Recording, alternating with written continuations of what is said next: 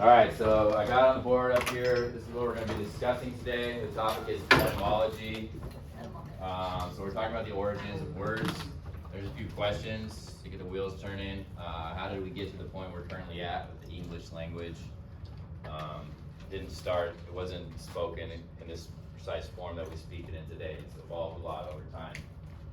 I'm asking, do you guys think you could communicate with an English speaker from 1,000 years ago, or do you think the language has changed too drastically to communicate with someone from that long ago? So we're going to be discussing if language is fixed or fluid, and then what are the origins of some of the common expressions that you guys use that I might not be familiar with. So first I want to illustrate this point about how you don't get from early language to current day language overnight. It doesn't happen with the snap of a finger. So I'm going to show you guys this quick Family Guy video where there's some cavemen. Ari, can you hit the lights, please? It's understandable that he'd invent an imaginary companion. Yes, he's even more imaginative than the people who invented singing.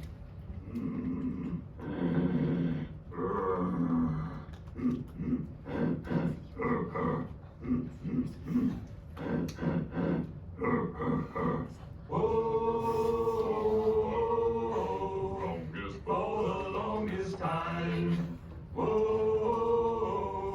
Just for the longest, if you said goodbye to me tonight. Okay, so that's not how language evolved, right? Alright, get the lights, please. So on the board here, talk about how words can originate in any number of ways. The necessity for specific words can vary depending on its society's geographical location and its cultural practices. An example of this is the word tsunami. Does anybody know what a tsunami is? Big wave. It's a big wave, right? So a tsunami comes about by an earthquake will displace a bunch of water in the ocean. Stick with me, please, guys.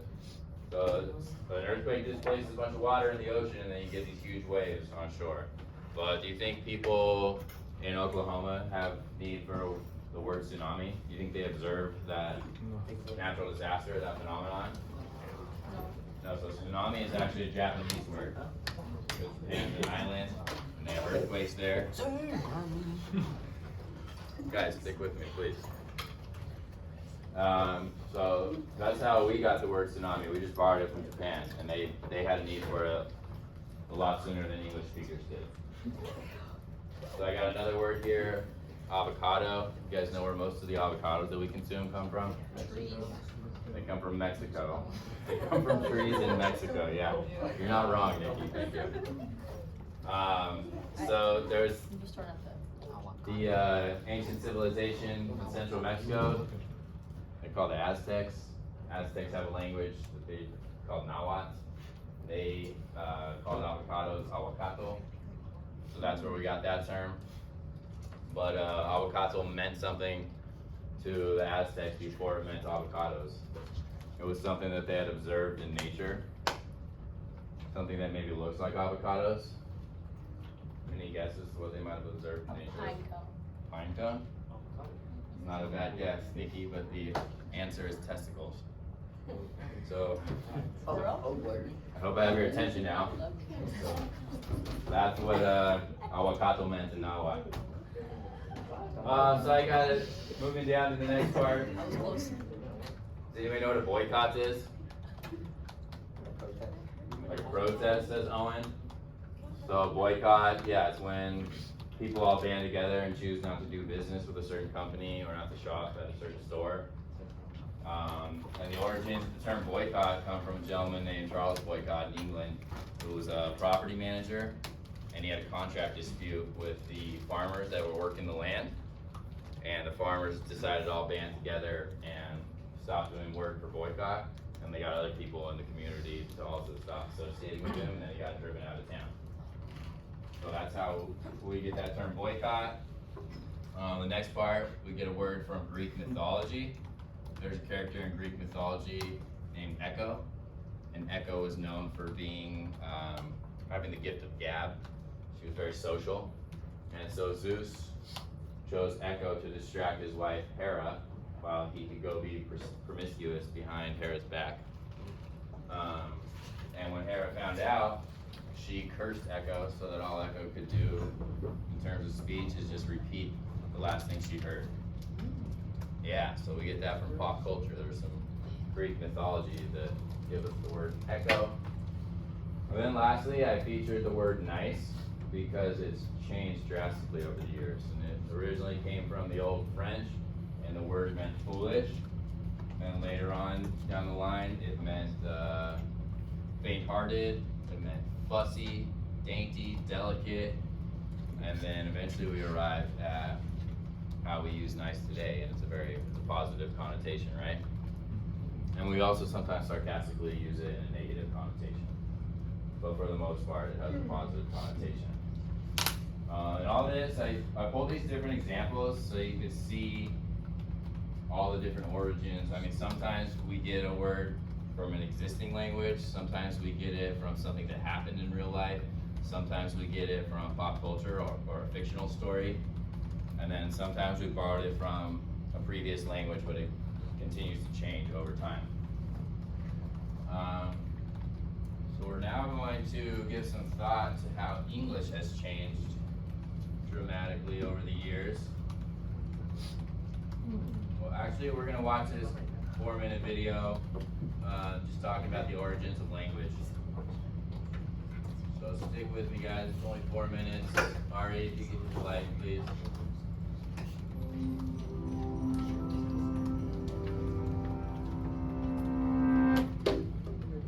In the biblical story of the Tower of Babel, all of humanity once spoke a single language until they suddenly split into many groups unable to understand each other. We don't really know if such an original language ever existed, but we do know that the thousands of languages existing today can be traced back to a much smaller number. So how did we end up with so many? In the early days of human migration, the world was much less populated. Groups of people that shared a single language and culture often split into smaller tribes, going separate ways in search of fresh game and fertile land. As they migrated and settled in new places, they became isolated from one another and developed in different ways. Centuries of living in different conditions, eating different food, and encountering different neighbors turned similar dialects with varied pronunciation and vocabulary into radically different languages, continuing to divide as populations grew and spread out further.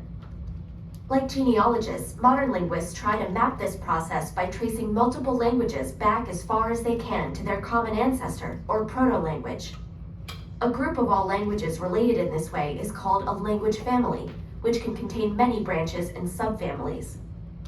So how do we determine whether languages are related in the first place? Similar sounding words don't tell us much. They could be false cognates or just directly borrowed terms rather than derived from a common root.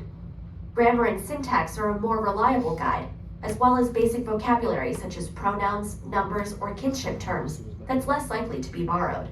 By systematically comparing these features and looking for regular patterns of sound changes and correspondences between languages, linguists can determine relationships, trace specific steps in their evolution, and even reconstruct earlier languages with no written records. Linguistics can even reveal other important historical clues, such as determining the geographic origins and lifestyles of ancient peoples based on which of their words were native and which were borrowed. There are two main problems linguists face when constructing these language family trees. One is that there is no clear way of deciding where the branches at the bottom should end, that is, which dialects should be considered separate languages, or vice versa. Chinese is classified as a single language, but its dialects vary to the point of being mutually unintelligible, while speakers of Spanish and Portuguese can often understand each other. Languages actually spoken by living people do not exist in neatly divided categories, but tend to transition gradually, crossing borders and classifications. Often the difference between languages and dialects is a matter of changing political and national considerations, rather than any linguistic features. This is why the answer to how many languages are there can be anywhere between 3,000 and 8,000, depending on who's counting. The other problem is that the farther we move back in time towards the top of the tree, the less evidence we have about the languages there.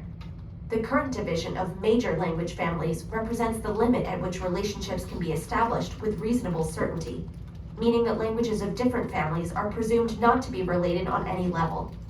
But this may change. While many proposals for higher-level relationships or superfamilies are speculative, some have been widely accepted, and others are being considered, especially for native languages with small speaker populations that have not been extensively studied.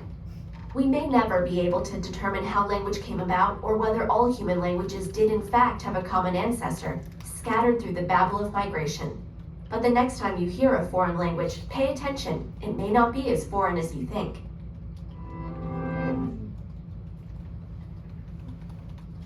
Alright. So guys, have you ever had a conversation with somebody significantly older than you? And there's a gap in your conversation? Maybe you have to like tailor what you're saying so they understand you better. You can't use all the hidden slang and everything. And maybe they're using some expressions that are really outdated and you can't really pick up on them that well. Have you guys ever heard Mr. Schultz say a hot minute? And it was kind of like, what? Why is he saying that? I know when I heard him say that kind of caught me off guard. So we're gonna take a look at a video. You can see up here on the screen that they break English up into 3 different eras. There's Old English, there's Middle English, and then there's Modern English. And they're assigned a time period here. So we're gonna listen to a reading of the Lord's Prayer, which is, Our Father who art in heaven. And they're gonna do it in all 3 versions, Modern English, Middle English, and Old English. And then you get a good idea of how drastically English has changed over the years. Greetings, everyone.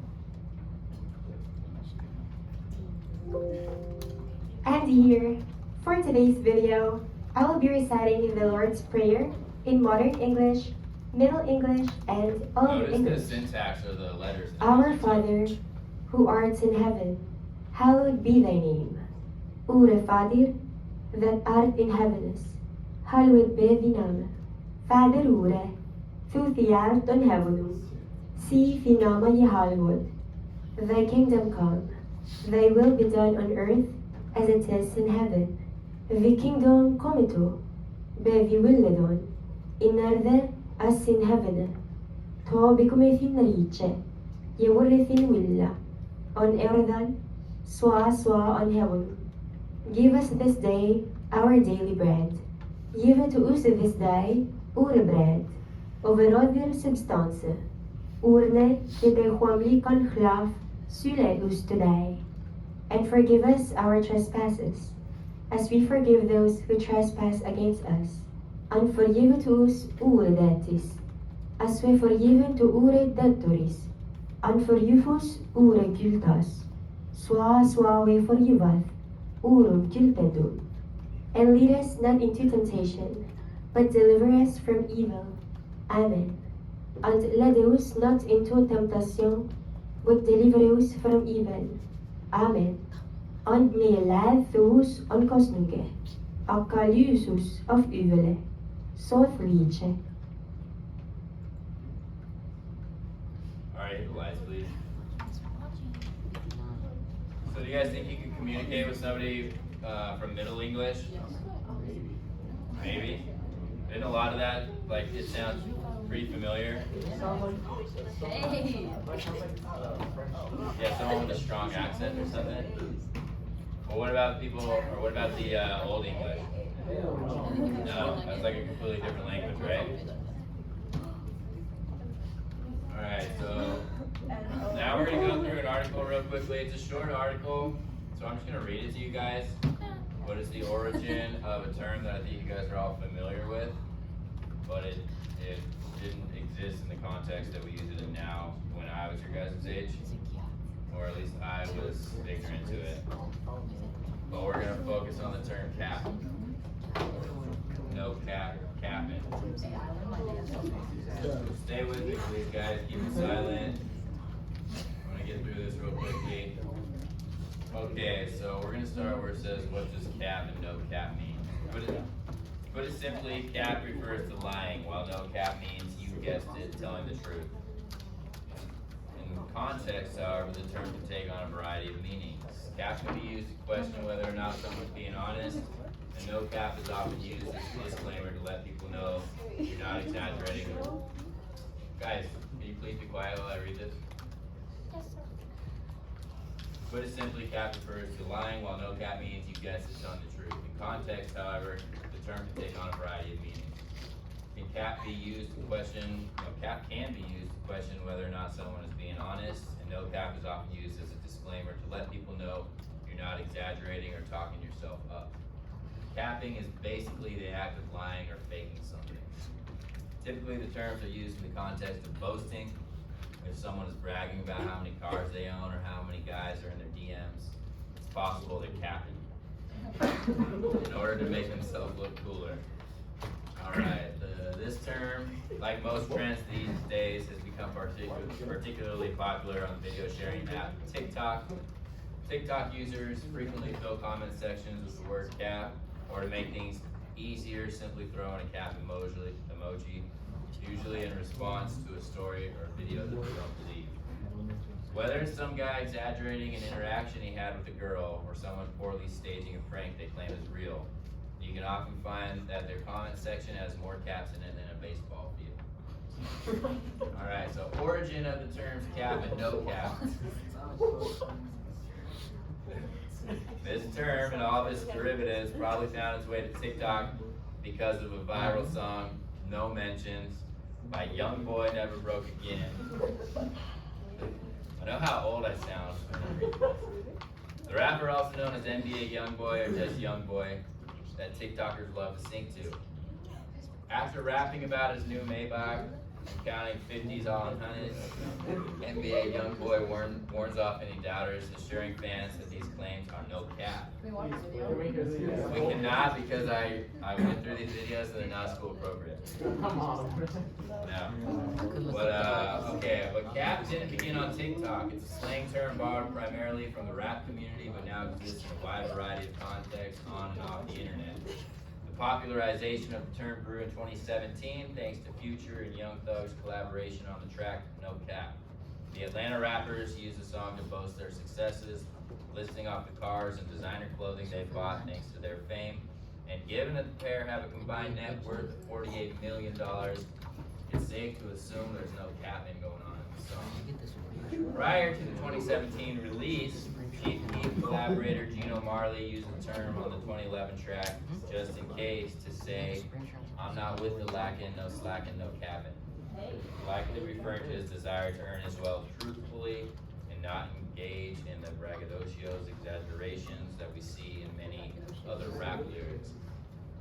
Okay, but Genius tracked the term no cap back to the 1980s, where it appeared in tracks by Too Short, Willie D, Ghetto Boys, and UGK.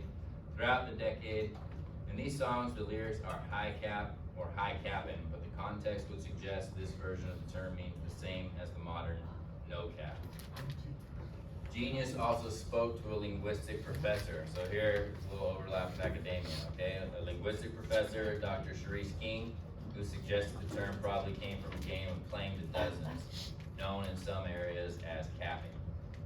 The game involves trading exaggerated insults and can trace through the African American community back as far as the time of slavery.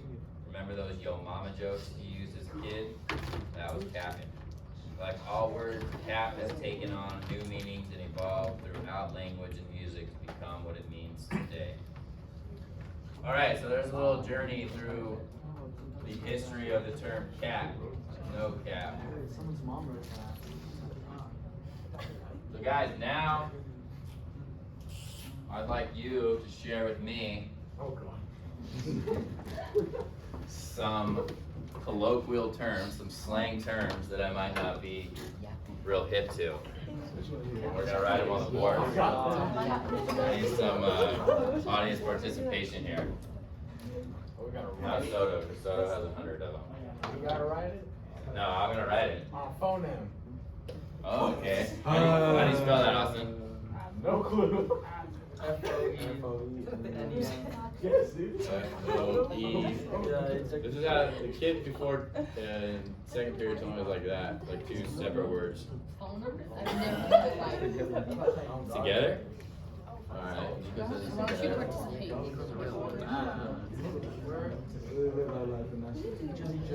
See if I can get a better marker.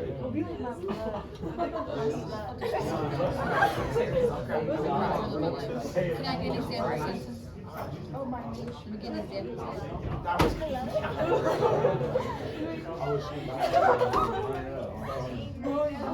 Alright guys, stick with me. If you got a word, raise your hand and tell me.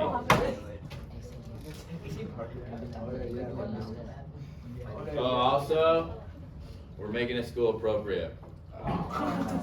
More or less. What do you got, Austin? Yeah. How do you spell it? It's not school appropriate? G-Y-A-Z? Another T. Two T's? Yeah. Can you use it in a sentence? Can you use it in a sentence? I got something right. I got something right. I don't know if that's. It's an actual profession. You might have an Alright, what else, guys?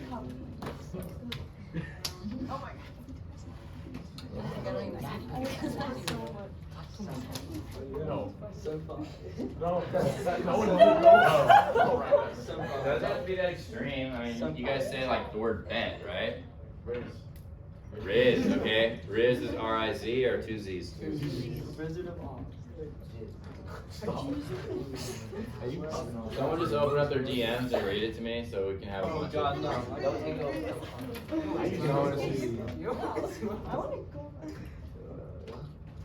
What else we got? What is? Actually, that's. What about drip? You guys ever say drip? Nobody says that. No. Nobody says that?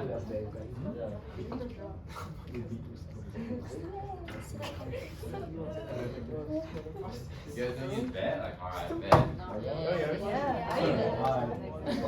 gonna put it up here. Just saying how embarrassing. What else? What do you guys say like to make fun of each other? Chop. School appropriate. Chop. Good. Okay, those mean the same thing? Good. Chop. Never Rolling touch. right. Never touch grass. Have you said somebody was chopped? Like, what Yes. happened? It's like chop. Like You're chop. They're like, are you sure? I'll use it in a sentence.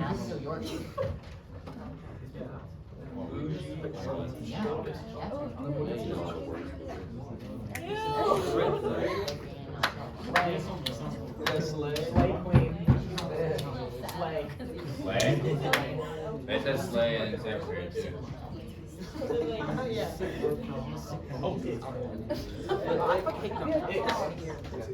walking into a trap? How do you spell it? I see. It's like means you don't like somebody. Like it's your dick about them. I don't like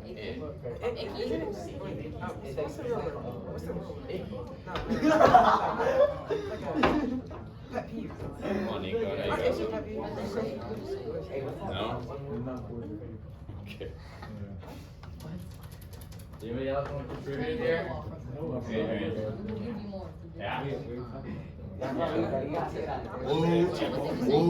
It's not a new word. It's like. It's the opposite. Yes, it does. Nobody else says anything to contribute here? I know there's something.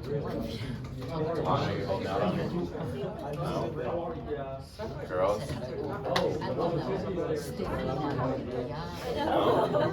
neither. That's such a good insight. No one knew the speller. I say something like that. And then I said something.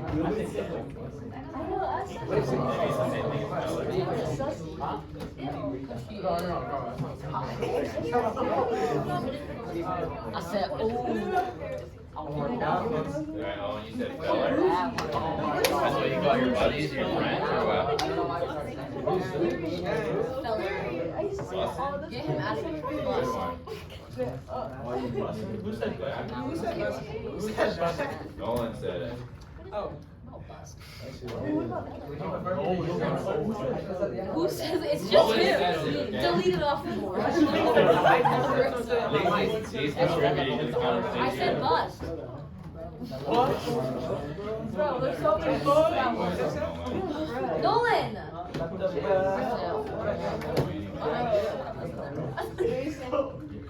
Alright guys, if you go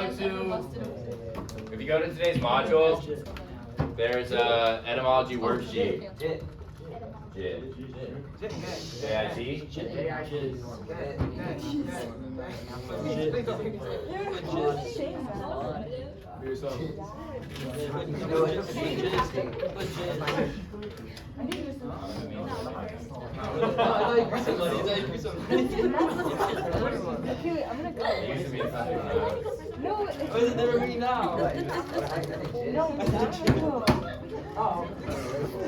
Okay guys, so there's an etymology worksheet on today's module.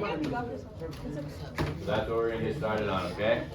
Well, I have to show you, I have to.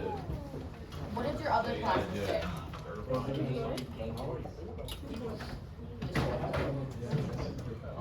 Let's quickly talk. Yeah. What did your other period say? I took a picture of it, but I can't access my phone currently. I'll tell you later. Oh, slime. They had a bunch. Actually, Soto had a bunch of himself, but now he's all shy.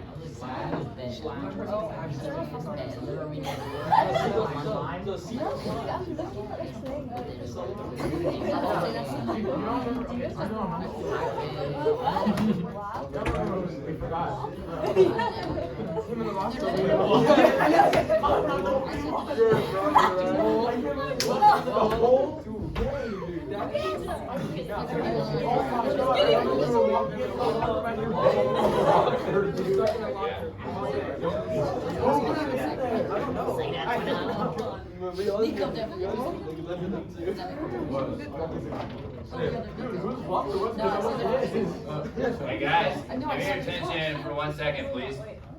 Remember last time when we used the annotation tools, there were some mistakes, so I just want to make sure we're all on the same page here. Bless you. We're going to use this box on the far right, okay? And when you draw a box, you click this, you just draw a little box. You don't have to fill the thing up, but then it gives you a text box off to the right. So I want you to just put a little box in each of these bigger rectangles, and then that's where you're going to answer the question. Is off to the right there, okay? Does that make sense? Use the box icon that's all the way on the right of the tools there, and then a text box will pop up on the right that says leave a comment.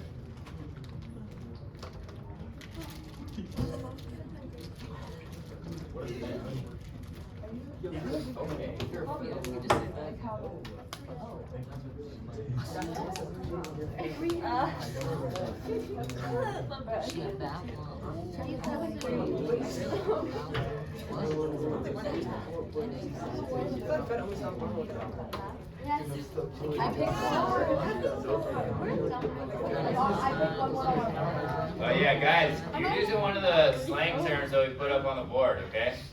So on the top line where it asks you for your word or phrase, pick one of those words, and then you're gonna have to do some research and figure out how it came to prominence, how it got popularized.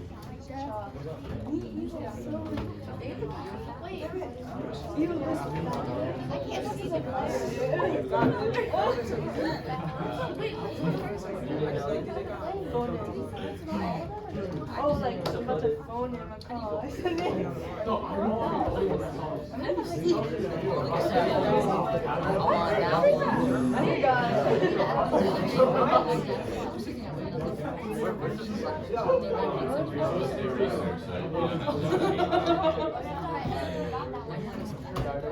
I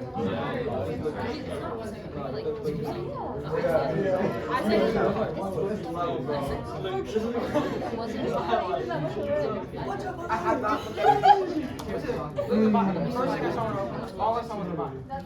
Why are you showing me? A 15-year-old son.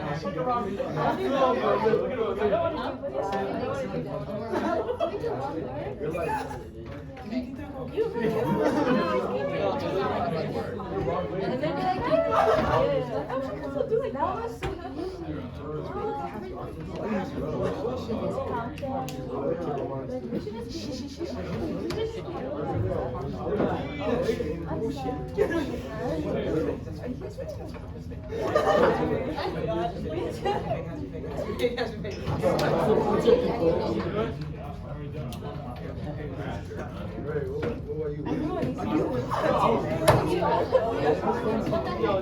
Did you reply to it? Can I at least hear some of the other words? I'm not feeling the one. They all kind of suck. Yeah. I don't know Take it all. Choose one word for the board there. Yeah, when no one comes back. I know that's your turn.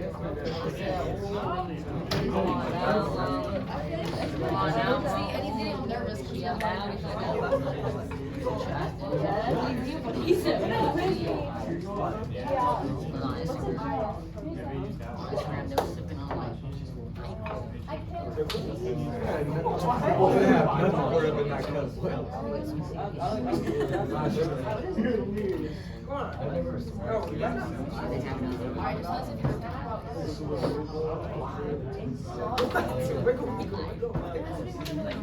Hey, you know who is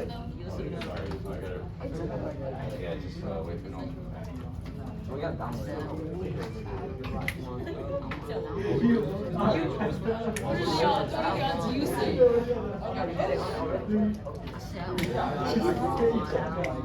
though?